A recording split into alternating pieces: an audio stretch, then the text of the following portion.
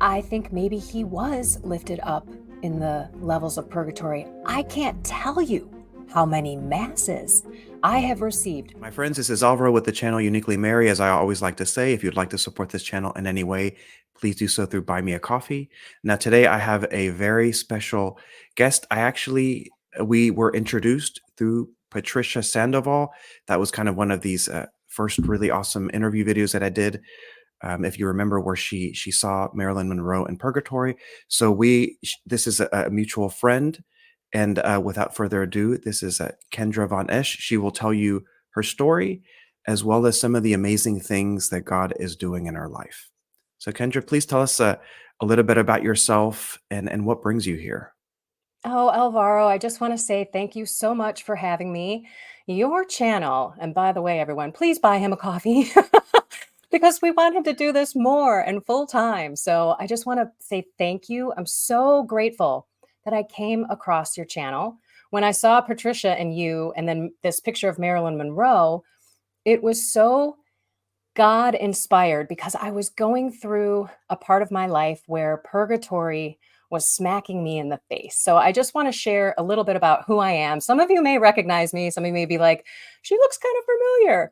So back in the day, me and Christine Watkins had a Radio Maria show for a couple of years. And we also did a YouTube channel on her Queen of Peace media channel. So you may be, oh, that's who she is. And it was a blast doing that radio show with her.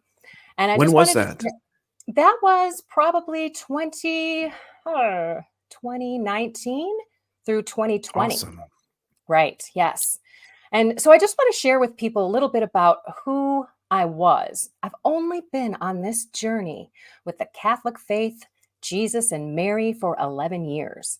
So I'm 53. At 42, I was pulled into confession. A long story. I won't get to the whole thing, but let's just say God moved me to go to confession after being away for 26 years. And in the confessional was when I knew that God existed. I had this amazing peace that fell over me. I don't know if people know, but confession is better than an exorcism. It's a sacrament in the Catholic Church. And I had no idea that I was kicking out evil spirits left and right, and why I felt so light. And people were commenting on my countenance. They were saying I was glowing. Some people thought I was pregnant, And I was like, this is God. And unfortunately, I really didn't want to believe that God was in the Catholic Church because I was one of those confirmed Catholics. And I put that in quotes for a reason. I didn't know anything about the faith. As a matter of fact, I didn't want to have anything to do with the Catholic Church, especially Mass. It was so boring for me. I just want to share that I didn't know three main things that we should know as Catholics. Number one, that Jesus is the Eucharist. Body, blood, soul, and divinity. That's not just a wafer that we're all having in this Mass. It is the purpose, the source and summit of our faith.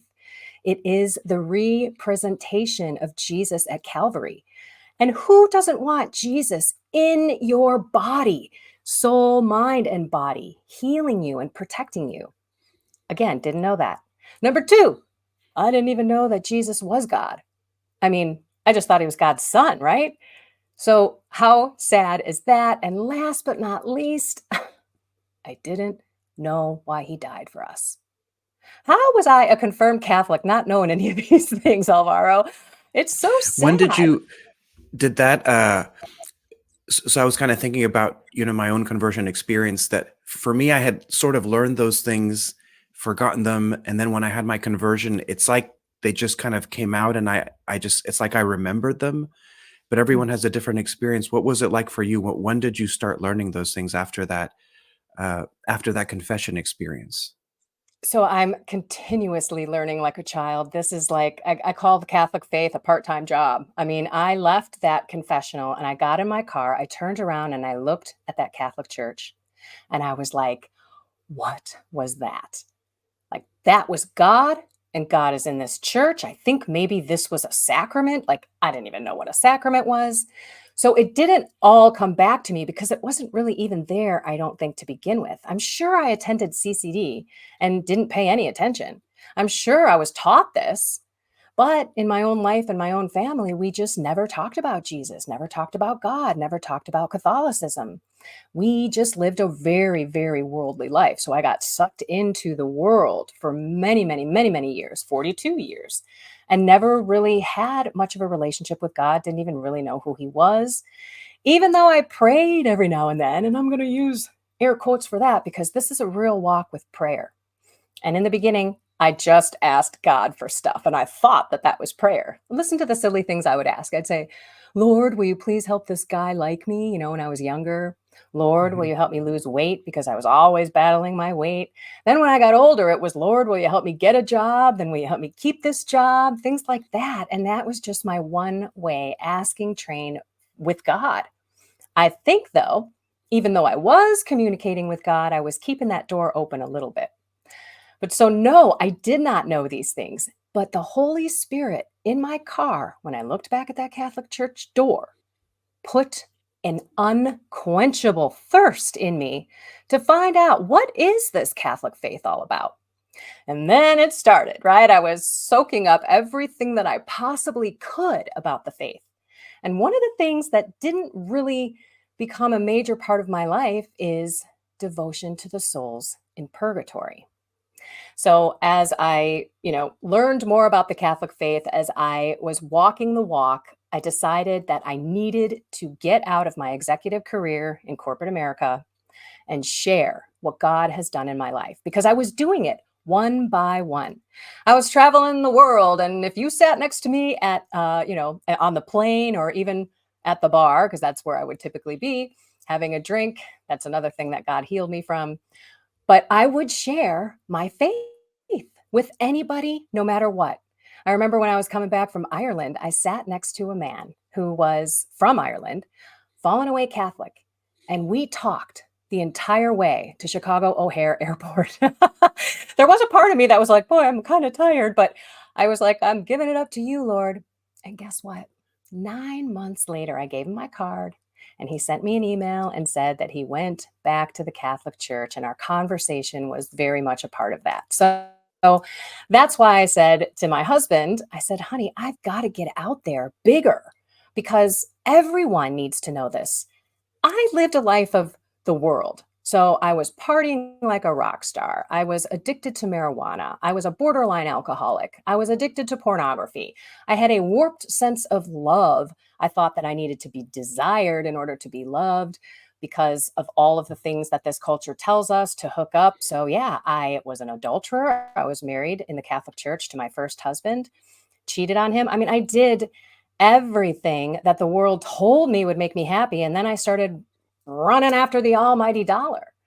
And it wasn't until God finally said, okay, go away from that almighty dollar. And that was one of the scariest things I could ever do because I was the breadwinner and that was my identity. I wasn't a child of God, in most of my life. I was a chief information officer, and I couldn't wait until you asked me what I did for a living so I could tell you and be all proud and all that kind of stuff.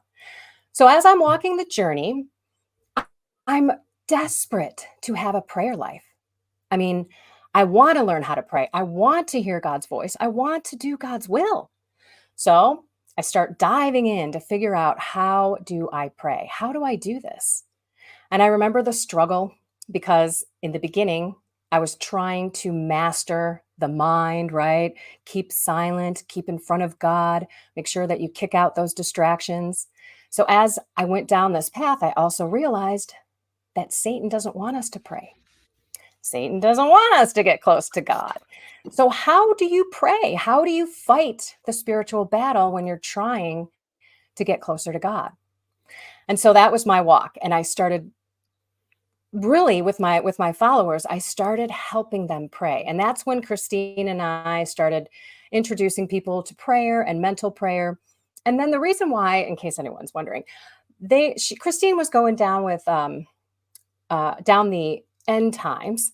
And I was really going down prayer. I really wanted people to have that peace